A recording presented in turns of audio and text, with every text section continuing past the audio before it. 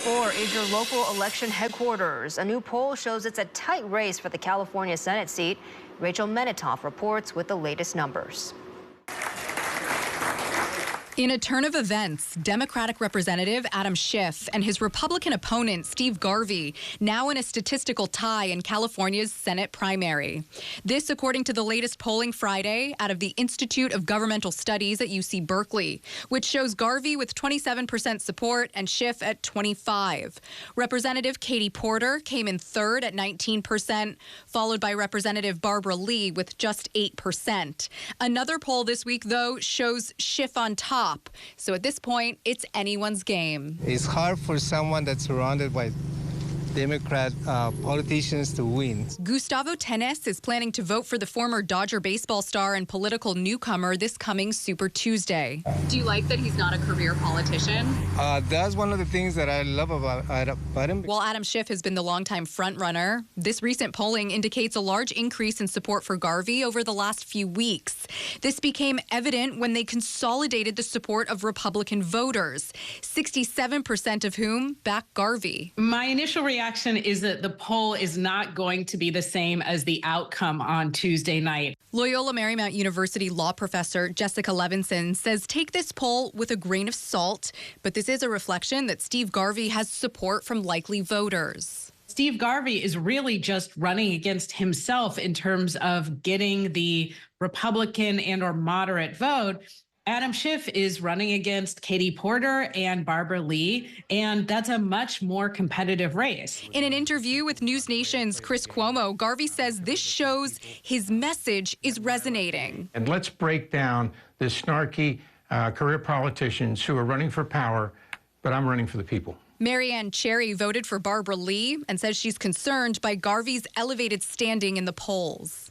I don't think he really has the best interests of Californians in mind. This Adam Schiff supporter says she was shocked by recent stats, but still feels confident in her candidate of choice. Very surprising that Steve Garvey's ahead. And in fact, I'm not sure I believe that he's ahead, so I urge everyone to get out and vote. Adam Schiff, come on up. Crown 4 is your local election headquarters, and more than 150 supporters welcomed Adam Schiff at the Firefighter Candidate Testing Center in Sacramento Saturday evening. He spoke to the crowd and took part in a meet and greet afterwards. Now, that's all part of what the Schiff campaign is calling the California for All Tour, featuring stops today in Southern California, the Central Valley, and Northern California. I want to make sure that everyone in California knows that I'm going to be a senator for every part of California. I want to make sure that folks in the Central Valley know I'm going to fight for clean water and clean air, that I'm going to fight in the north for broadband access and available, accessible, affordable insurance for their homes. I want to make sure in the big cities folks know that I'm going to fight to bring back life in the big cities to address the unaffordability of housing and the epidemic of homelessness. So we're going to each and every part of the state and urging voters to turn out, and so far the reaction has been wonderful. Schiff's tour continues in San Diego, San Francisco, and Salinas, and wraps up in Los Angeles on Monday, rather.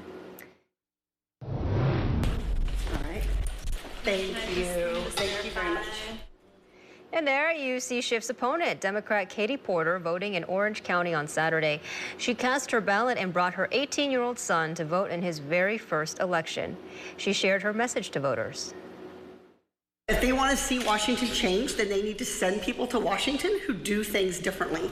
So I'm the only Democratic elected official running in this race who has never taken corporate PAC money. That makes me different. My vote is not for sale. Nobody's vote in our nation's capital should be for sale. And that's something that I think appeals to Democrats, Republicans, and independents. Porter is expected in San Francisco today for a meet and greet. Meantime, Republican Steve Garvey's campaign confirms he has no publicly scheduled events this weekend. Democrat Barbara Lee's campaign is organizing Get Out the Vote efforts. Now to the race for San Francisco mayor. One of the top challengers in the race is Daniel Lurry, a nonprofit executive and political outsider with deep insider connections. I sat down with Lurry for a wide-ranging interview on how he plans to fix the problems plaguing San Francisco.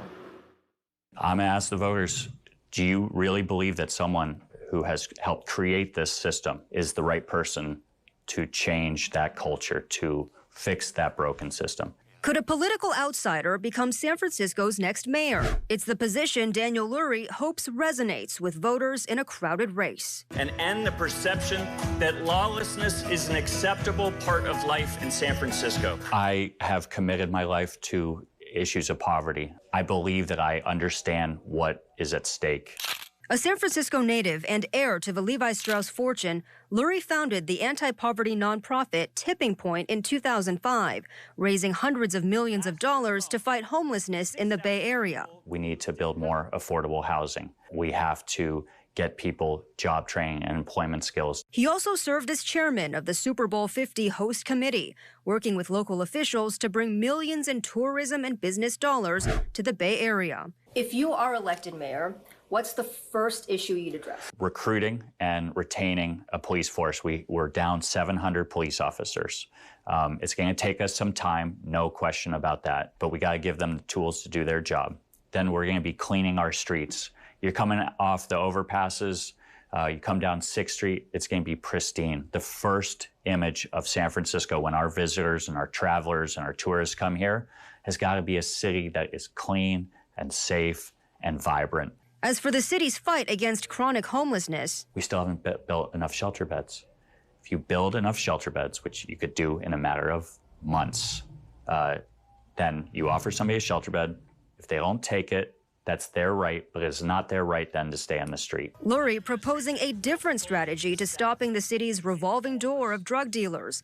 Any first-time offenders must wear an ankle monitor. We can track people, and once they are in one of the corners, like the Tenderloin or in Soma, they would be subject to a search condition. Acknowledging electronic monitoring does not fall under the mayor's purview. You have the power of the budget. This is not something the mayor just decrees and it happens. And that's where my background comes in. We need to send a message to everybody that you don't come here to deal drugs, to do drugs. You come here, you're going to get the help that you need, but you cannot be on our streets. Lurry promising a different approach to leading the city, one that starts, he says, with accountability. When something goes wrong in this city, it's going to be my fault. I'm going to take ownership. I'm tired of the finger pointing. I think everybody else is as well. In San Francisco, Stephanie Lynn, KRON 4 News. And you can read much more from my interview with Daniel Lurry right now on KRON4.com. And a reminder that KRON 4 is your local election headquarters. Please join us on Election Day for live results from around the Bay Area. Our coverage starts at 8 p.m.